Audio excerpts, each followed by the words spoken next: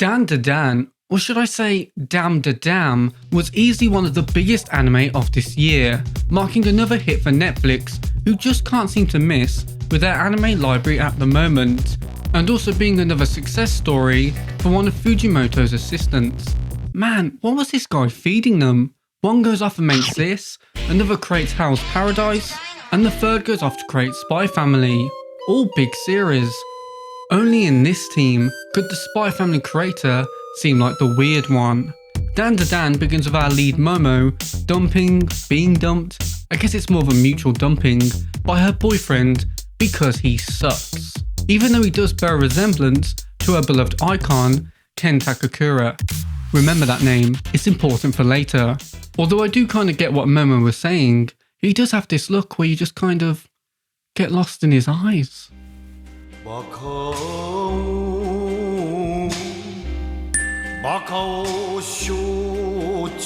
But anyway, Momo is down in the dumps due to being single again and is trying to console herself. She wonders whether she'll ever find her own Ken Takakura when she stumbles across another classroom. Here we see a bespectacled young boy being picked on by some bullies. Just when it looks like they're going to step things up to another level of harassment, Momo steps in and defends him. Receiving positive attention for the first time in his life, this boy can't help but pick up the courage and talk to this girl that protected him. However, this guy is socially awkward and can't even face her.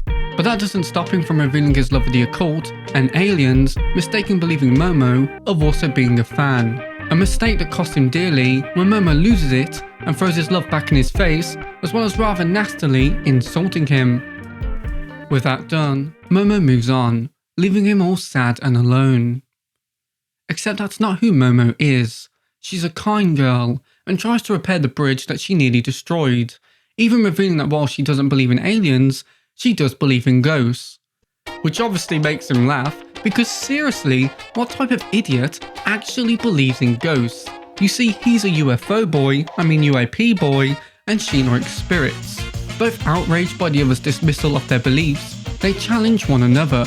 Momo's to go to this abandoned hospital, which is a hotspot for UFOs, to prove that aliens don't exist, whereas Okarun, which is what Momo nicknames this boy, has to go to this apparently cursed tunnel to prove that ghosts don't exist. So of course, Momo instantly gets abducted by aliens, and Okarun runs into this.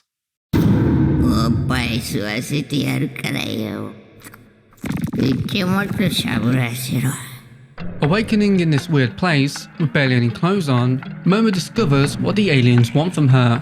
Her banana, something they can only retrieve through intercourse. Now hang on a second, the first episode isn't even finished yet. Before her chastity is removed from her, the aliens receive a phone call. But this isn't a regular phone call, but a Turbo Granny phone call. See, it turns out that Okarun has a mild case of possession. After a little skirmish between Turbo Granny and the aliens, Momo discovers that she has psychic powers which she uses to whoop the aliens' butt cheeks, and also temporarily remove Turbo Granny from Okarun's body. Though not fully, since Turbo Granny still has possession of his weenie. I'm not explaining it.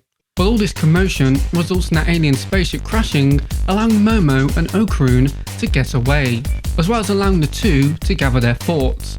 They realise that they must work together if they have any hope of regaining Okarun's lost weenie, and Momo also remembers that she never asked for Okarun's real name, to which he replies,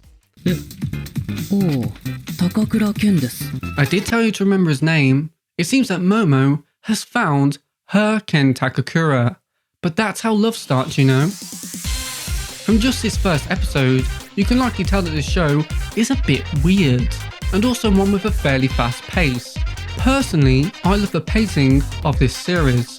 Something worthwhile happens in every episode, and it made every week exciting whilst I waited for the next one. And there are some slower, quieter episodes too, and these are no less engaging as they allow us to focus on the characters and build the romance between the two leads. I absolutely adore the relationship between Momo and Okarun. These two characters have stronger chemistry and a more interesting relationship than most romance anime on the market. I watched both Blue Box and Ranma & this season, yet it was Dandadan's romance that I found the most captivating. The two leads are perfect for one another. Both feel very different, with Momo being more confident and extroverted, whereas Okarun is far shyer and more introverted. Yet they both feel very similar too, with both of them being complete weirdos. And it results in their personalities really gelling and bouncing off one another. It seems that Yukinobu Tatsu, the creator of Dandadan, was right to listen to his editor's suggestion and read over 100 romance manga, because he's clearly taken the aspects of these works that people connect to and funneled his favourite parts into Momo and Okarun. At times, Momo and Okarun feel like Kagome and Inuyasha, constantly bickering. Other times it's like Kimi ni Todake, where the characters are worried that they've made their loved ones hate them. And then there's just the fact that these two want to be with each other at all times. Individually, they're great. Okarun progressively becomes more comfortable around others and actively tries to be a better person. He also gets some of the slickest transformations that I've ever seen in an anime. And Momo, while Momo is my favourite character in Dandadan, she's also one of my favourite anime characters, period. And I love whenever she goes. Put these two together and you get an unstoppable force. It's not just the leads that are great, but also the supporting players too. When Aira first gets introduced, you'll think she's a bitch, and you're sort of expecting her to change as the series progresses, but that doesn't happen, and instead, she stays as the narcissist that she was first introduced as, which is hilarious. Her delusions of grandeur are so funny, and she really grows on you despite her personality flaws. In fact, like Momo and Okarun, it's her eccentric traits that make her so endearing. She's kinda like Tsukishima from Haikyuu. We all know that he's a douche, and we'd probably hate him in real life, but since he's on our team, you can't help but root for him, and also love whenever he's a douche to the other team. That's essentially what Aira is like, in my opinion, except replace douchebaggery with vanity. Then there's Granny Seiko, who has been extremely popular due to her personality, and also the fact that she's a gilf. Sorry, I was actually talking about Turbo Granny when I said that. And we can't forget about Gigi, even though it did feel like season 1 nearly did. We have a great set of characters here, and it helps that they're all propped up by some exceptional voice acting. なんでてめえに指図されなきゃならねえんだよ。てめえはうちに負けたからだよ。ちょっとだ、クソだら、やってやんよ。ほらほらほらほら。There was a lot of hype around the voice cast for this anime, considering how stacked it is. Firstly, Okarun shares a voice with Tanjiro and Kaneki. Granny Seiko is also Hinata. Aira is Nero, Gabi, and Ochako. The aliens are voiced by Zoro, and Gigi is Kageyama and Genos. The biggest surprise was getting Luffy to voice Turbo Granny, a decision that made Dandadan extra funny for some, as I got to hear Luffy talk about eating penis. But the voice actor that impressed me the most was arguably the one who was the least famous, and that was Shion Wakayama as Momo. Her biggest roles outside of Dandadan are Inoue in Licorice Recoil, Lemon in Makaine, and Shizuka in Mushoku Tensei. Certainly nothing to sniff at, but also not on the same iconic level as the others. She also has very few voice acting credits and appears to be a bit of a newcomer, but you never would have guessed with how she carried her weight alongside industry titans, perfectly showcasing Momo's Garo tendencies as well as highlighting her softer sides. The point is, they're all fantastic, and I'll never tire of hearing Momo go. What's made me very happy about Dandadan's success is the bright spotlight it has shone on Science Saru. They've always been a very underrated studio, consistently putting out high quality works, yet regularly being ignored due to those same works not having mass appeal. I'm glad that with Dandadan, Science Saru seem to have found their anime. Madhouse has it with Frieren and Death Note and Hunter x Hunter. Mappa has it with Jujutsu Kaisen and Chainsaw Man. Bones has it, Wit Studio has it.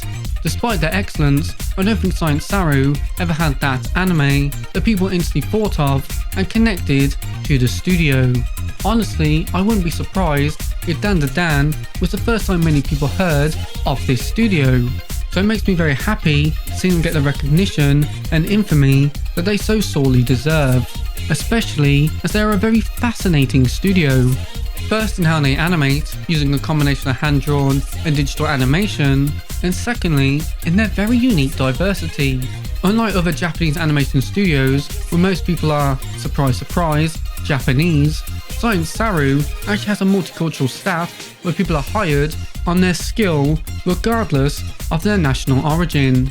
but I also believe that this global perspective allows for more well-rounded stories, and its dedication to selecting talent, regardless of ethnicity, certainly shows, because Dandadan is beautiful to behold. They have outdone themselves with this series.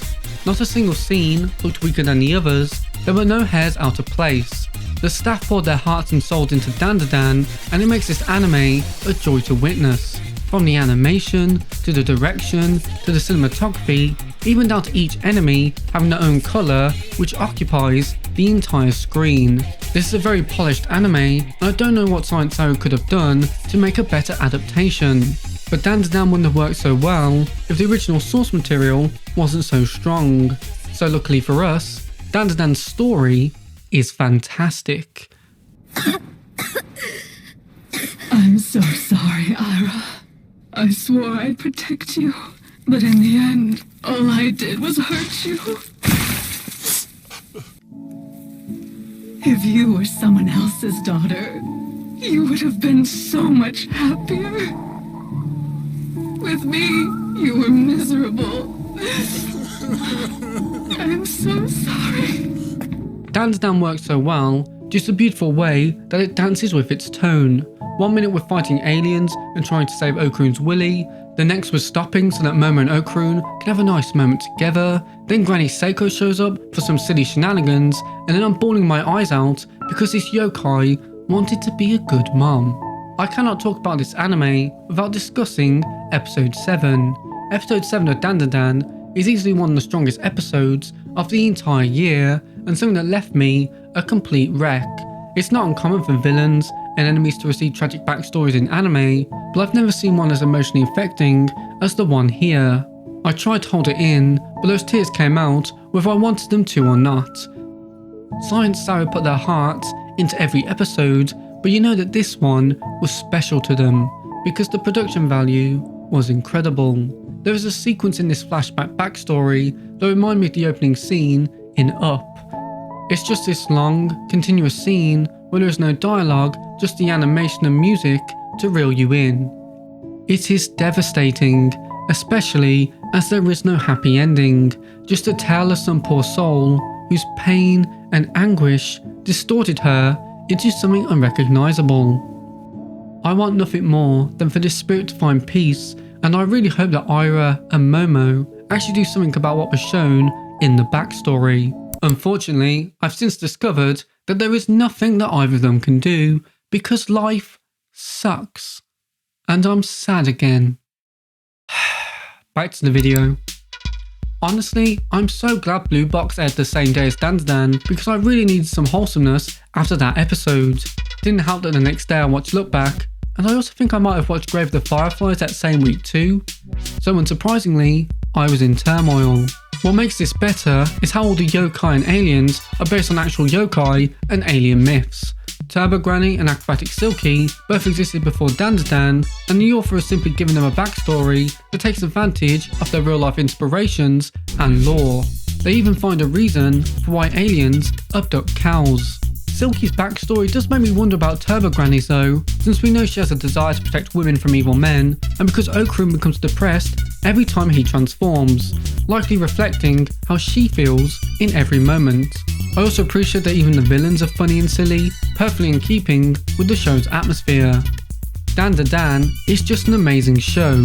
It has everything you could possibly want in a nice, neat, polished package. Voice acting, characters, story, humour, romance, animation, cinematography, direction, music, even an opening by CreepyNut. Man, what a year they've had.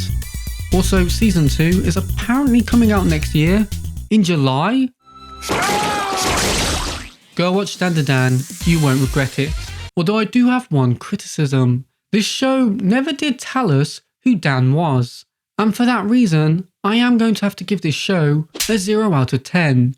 Very disappointing. Like, what did this show expect me to do? Look up articles on Google explaining the title? Come on now, I'm too lazy for that. But were you too lazy for it? Do you know what the title means? Do you think this show is a 0 out of 10? Let me know what you think about Dandadan in the comments below, as well as who your favourite character is. And do keep your eyes out for next week when I hopefully release a video on the best anime of 2024. Who knows, maybe Dandadan will be on that list. But for now, please leave a like, it really supports the video and helps me out. And if you want to see more from me, then do consider subscribing. I'd love to have you become a regular viewer. But until next time, thank you so much for watching this video, I really appreciate it, and hope to see you in the next one. Bye bye!